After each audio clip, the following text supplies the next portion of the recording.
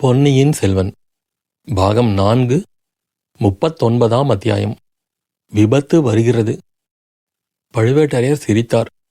நந்தினியின் வார்த்தையை கேட்டு பரிகாசமாகச் சிரிப்பதாய் எண்ணிக்கொண்டு லேசாகத்தான் சிரித்தார். அந்தச் சிரிப்பின் ஒலியால் அந்த அறையும் அதிலிருந்த சகல பொருள்களும் நடுநடுங்கின. தம்மை அவமதித்தவர்களை நந்தினி தன் கையினாலேயே கத்தி எடுத்து கொன்று விடுவதாக கூறியதைக் கேட்டபோது அவருடைய உள்ளத்தில் ஒரு பெருமிதம் உண்டாயிற்று. தம்முடைய மரியாதையை பாதுகாப்பதில் நந்தினிக்கு அவ்வளவு அக்கறை இருக்கிறது என்பதை அறிந்ததில் பழுவேட்டரையருக்கு இரும்பூது ஏற்பட்டது. அதே தோரணையில் அவள் மேலும் பேசி கேட்க வேண்டும் என்ற ஆசை அவர் மனதில் ஒரு பக்கம் பெருகியது. மற்றொரு பக்கத்தில் அவள் அம்மாதிரியெல்லாம் பேசுவதே தாம் விரும்பவில்லை என்று காட்டிக்கொள்ளவும் ஆசைப்பட்டார். ஐயா, ஏன் சிரிக்கிறீர்கள்?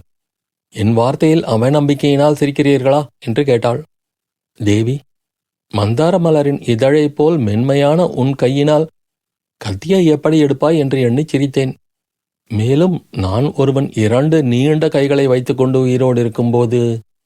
ஐயா, தங்கள் கரங்களின் பெருமையையும் வலிமையையும் நான் அறிவேன். யானையை துதிக்கையை ஒத்த நீண்ட கைகள், இந்திரனுடைய வஜ்ராயுதத்தைப் போன்ற வலிமையுள்ள கைகள், போர்க்களத்தில் 1000 பகைவர்களை வெட்டி வீழ்த்திய கைகள், சோழ சக்கரவர்த்திகளின் சிரத்தில் மணிமகுடத்தை வைத்து நிலைநாட்டி வரும் கைகள். ஆனாலும் அதையெல்லாம் இன்று நினைத்துப் பார்ப்பார் இல்லை. நேற்று பிறந்த பிள்ளைகள் தங்களை கிழடு என்று சொல்லி ஏளனம் செய்யும் காலம் வந்துவிட்டது. தாங்களோ மந்திரத்தால் கட்டுண்ட சர்ப்பராஜனைப் போல் சோழ குலத்தாரிடம் கொண்ட பக்திக்கு கட்டுப்பட்டு சும்மா இருக்க வேண்டி இருக்கிறது. என்னுடைய கரங்கள் வளையல் அழிந்த மென்மையான கரங்கள்தான். ஆனாலும் வீராதி வீரராகிய தங்களை அக்னி சாட்சியாக கைப்பிடித்த காரணத்தினால் எனது கைகளுக்கும் சிறிது சக்தி ஏற்பட்டிருக்கிறது. என் கற்பை காத்து கொள்வதற்கும் என் கணவரின் மரியாதையை நிலைநிறுத்துவதற்கும் அவசியம் ஏற்படுமானால் என் கைகளுக்கும் கத்தி எடுக்கும் வலிமை உண்டாகிவிடும். இதோ பாருங்கள் என்று நந்தினி கூறிவிட்டு மஞ்சத்துக்கு அடியில் இருந்த பெட்டியை வெளிப்புறமாக நகர்த்தினாள். பெட்டியை திறந்து அதன் மேற்புறத்தில் கிடந்த ஆடைகளை அப்புறப்படுத்தினாள். அடியில் தகதகவென்று பிரகாசித்துக் கொண்டிருந்த நீண்ட வாளை ஒரு கையினால் அலட்சியமாக எடுத்து தலைக்கு மேலே தூக்கி பிடித்தாள். பழுவேட்டரையர் அதை பார்த்த வண்ணமாக சிறிது நேரம் பிரமித்து போய் நின்றார். பின்னர், இந்த பெட்டிக்குள்ளே இந்த வாள் எத்தனை காலமாக இருக்கிறது?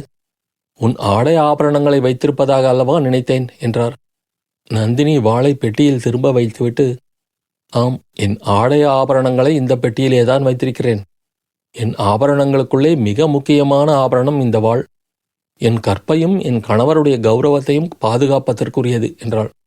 ஆனால் இதை நீ உபயோகப்படுத்துவதற்கு அவசியம் ஒன்றும் ஏற்படப் போவதில்லை, நான் ஒருவன் உயிரோடு இருக்கும் வரையில். அதனாலேதான் இந்த வாளை நான் வெளியில் எடுப்பதில்லை. ஈழ நாட்டிலிருந்து வேங்கி நாடு வரையில் சோழ ராஜ்யத்தை பாதுகாத்து கொண்டிருக்கும் தங்கள் தோள் வலிமையினால் தங்கள் கௌரவத்தை பாதுகாத்து கொள்ள முடியாதா? அல்லது பேதையாகிய என்னைத்தான் பாதுகாக்க முடியாதா? என்றாலும் முக்கியமான ராஜரீக காரியங்களில் ஈடுபட்டிருக்கும் தாங்கள் எப்போதும் என்னை கட்டி காத்து கொண்டிருக்க முடியாது. தங்களை பிரிந்திருக்கும் நேரங்களில் என்னை நான் பாதுகாத்துக் கொள்ள ஆயத்தமாயிருக்க வேண்டுமல்லவா? தேவி, அதற்கு அவசியம் என்ன? போனது போகட்டும், இனி நான் உன்னை பிரிந்திருக்கப் போவதே இல்லை. ஐயா, என்னுடைய விருப்பமும் அதுதான்.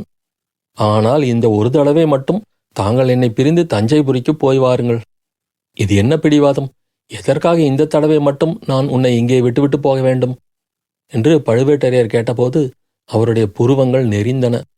சுவாமி, அதற்கு 2 காரணங்கள் இருக்கின்றன.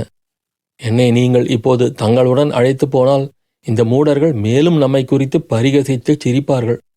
கிழவருக்கு இளையராணியிடம் அவ்வளவு நம்பிக்கை என்று சொல்வார்கள். அதை நினைத்தாலே எனக்கு ரத்தம் கொதிக்கிறது. மற்றொரு காரணம் இன்னும் முக்கியமானது. சம்புவராயரே தங்களுடைய அத்தியந்த சிநேகிதர் என்று இத்தனை காலமும் தாங்கள் சொல்லி வந்தீர்கள், நம்பியும் வந்தீர்கள். ஆனால் இளவரசர் வந்ததிலிருந்து அவருடைய பேச்சிலும் நடவடிக்கைகளிலும் ஏற்பட்டிருக்கும் மாறுதலை கவனித்தீர்களா? தாங்கள் கவனிக்காவிட்டாலும் நான் கவனித்துக் கொண்டு வருகிறேன். நானும் அதை கவனித்துத்தான் வருகிறேன். அந்த மாறுதலுக்கு காரணம் என்னவாயிருக்கும் என்று ஆச்சரியப்பட்டு கொண்டிருக்கிறேன். தாங்கள் கபடமற்ற உள்ளமுடையவர், ஆகையால் ஆச்சரியப்படுகிறீர்கள். எனக்கு அதில் ஆச்சரியமில்லை. மனிதர்களுடைய பேராசையின் இயல்புதான் சம்புவராயரின் மாறுதலுக்கு காரணம். இளவரசர் ஆதித்த கரிகாலர் பெண்களை முகமெடுத்தே பார்ப்பதில்லை என்றும் கல்யாணமே செய்து கொள்ளப் போவதில்லை என்றும் வதந்தியாயிருந்தது. இங்கு அவர் வந்ததிலிருந்து அதற்கு நேர்மாறாக நடந்து வருவதை பார்த்திருப்பீர்கள். பெண்கள் இருக்கும் இடத்துக்கு அடிக்கடி வருகிறார். கொஞ்சி கொஞ்சி பேசுகிறார். இதற்கெல்லாம் காரணம் சம்புவரையர் மகள் மணிமேகலை மீது அவருடைய மனது சென்றிருப்பதுதான். மணிமேகலையை வேட்டையாடுவதற்கு அழைத்து போகலாமா என்று கூட கரிகாலர் கேட்டார் அல்லவா? இது சம்புவரையருக்கும் தெரிந்திருக்கிறது. ஆகையால் பழைய ஏற்பாடுகளையெல்லாம் அவர் மறந்துவிட்டார். தம் அருமை மகள் தஞ்சாவூர் தங்கச் சிம்காதனத்தில் வீற்றிருக்கப் போவது பற்றி கனவு காணத் தொடங்கிவிட்டார். ஆமாம், நீ சொல்லுவதுதான் காரணமாயிருக்க வேண்டும். சம்புவரையன் இத்தகைய நீச குணம் படைத்தவன் என்று நான் கனவிலும் எண்ணவில்லை.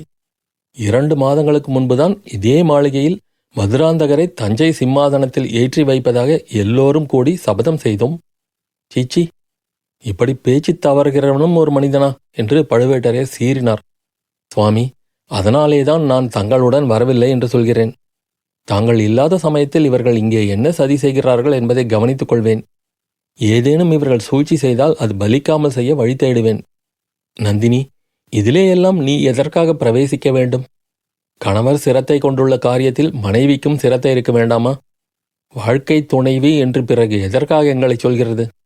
என்ன இருந்தாலும் இந்த மூர்க்கர்களுக்கும் நீசர்களுக்கும் நடுவில் உன்னை துணையின்றி விட்டுவிட்டு நான் போகிறதா? அது எனக்கு சிறிது கூட சம்மதமாயில்லையே. எனக்கு இங்கே துணை இல்லாமல் போகவில்லை. மணிமேகலை இருக்கிறாள். எனக்காக அந்த பெண் என்ன வேண்டுமானாலும் செய்வாள். அது உண்மைதான், நானும் கவனித்தேன். உன்னுடைய மோகன சக்தி அவளை உன் அடிமையாக்கியிருக்கிறது. ஆனாலும் அது எவ்வளவு தூரம் நிலைத்திருக்கும்? ஆதித்த கரிகாலன் சிங்காதனத்தில் ஏறி அந்த பெண்ணை சக்கரவர்த்தினியாக்கிக் கொள்ளப் போவதாக ஆசை காட்டினால், ஐயா, அது விஷயத்தில் தங்களுக்கு சிறிதும் சந்தேகம் வேண்டியதில்லை. மணிமேகலை என் கருத்துக்கு மாறாக தேவலோகத்து இந்திராணி பதவியையும் ஏற்றுக்கொள்ள மாட்டாள். கரிகாலனை இந்த கத்தியால் குத்திக் கொன்றுவிட்டு வா என்று நான் சொன்னால் உடனே அவ்விதம் செய்துவிட்டு வருவாள். என்னுடைய மோகன சக்தியை பற்றி அடிக்கடி தாங்களே சொல்வீர்கள் அல்லவா? அது மணிமேகலையை முழுதும் ஆட்கொண்டிருக்கிறது. வேணுமானால் இப்போதே தங்களுக்கு அதை நிரூபித்து காட்டுகிறேன் என்றாள் நந்தினி. பழுவேட்டரையரின் உடம்பு படபடத்தது. அந்த கிழவர் உதடுகள் துடிக்க, தொண்டை அடைக்க, நாத்தழுதழுக்க கூறினார், தேவி, உன்னுடைய சக்தியை நான் அறிவேன். ஆனால் கரிகாலன் விஷயத்தில் நீ அம்மாதிரி எதுவும் பரீட்சை பார்க்க வேண்டாம். அவன் அறியா சிறுவன். ஏதோ தெரியாமல் உளறினான் என்பதை நாம் பெரிதுபடுத்தக்கூடாது. கரிகாலன் மணிமேகலையை மணந்து கொள்ள இஷ்டப்பட்டால் நாம் அதற்கு தடையாக இருக்க வேண்டாம். ஐயா, நாம் தடை செய்யாமல் இருக்கலாம்.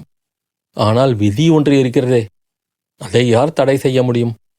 மணிமேகலை என்னிடம் பிரியங்கொண்டவளாய் இருப்பது போல் நானும் அவளிடம் பாசம் வைத்திருக்கிறேன்.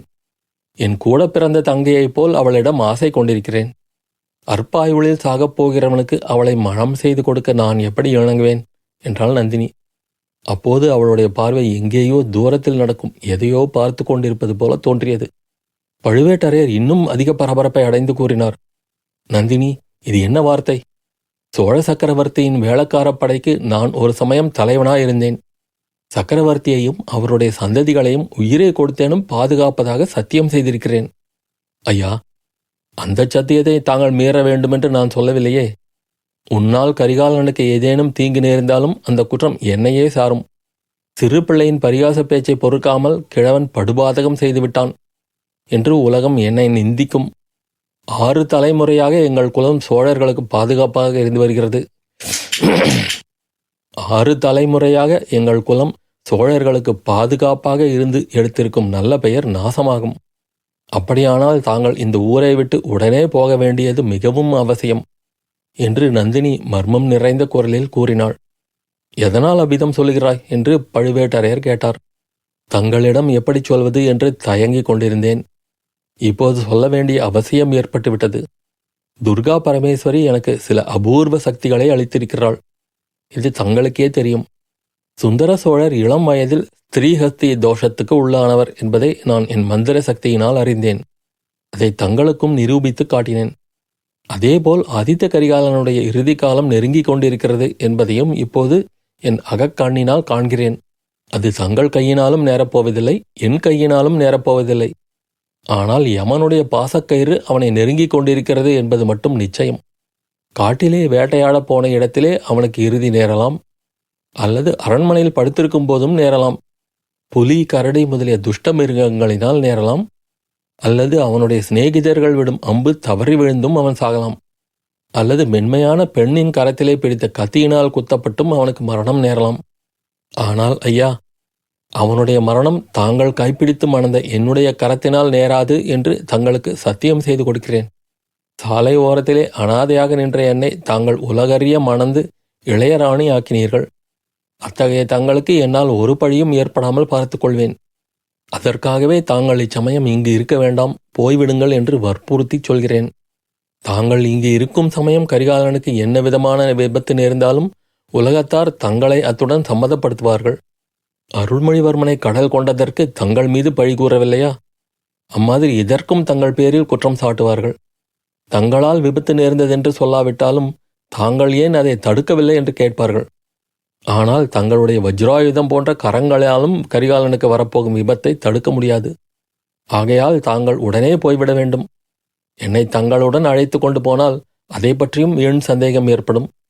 முன்னதாக தெரிந்திருந்தபடியினால் என்னையும் அழைத்து கொண்டு போய்விட்டதாக சொல்வார்கள். ஆகையால் தாங்கள் மட்டுமே போக வேண்டும். என்ன நேர்ந்தாலும் எப்படி நேர்ந்தாலும் அதனால் தங்களுக்கு அபகீர்த்தி எதுவும் ஏற்படாமல் பார்த்து கொள்ள நான் இங்கிருப்பேன் ஐயா. என்னிடம் அவ்வளவு நம்பிக்கை தங்களுக்கு உண்டா என்று நந்தினி கேட்டுவிட்டு தன் கரிய பெரிய விழிகளால் பழுவேட்டரையரின் நெஞ்சை ஊடுருவி பார்ப்பவள் போல பார்த்தாள். பாவம், அந்த வீரக்கிழவர் நந்தினியின் சொல் அம்பினால் பெரிதும் கலங்கிப் போயிருந்தார். அவளுடைய கண் அம்புக்கு முன்னால் கதி கலங்கி பணிந்தார். அத்தியாயம் முடிவு.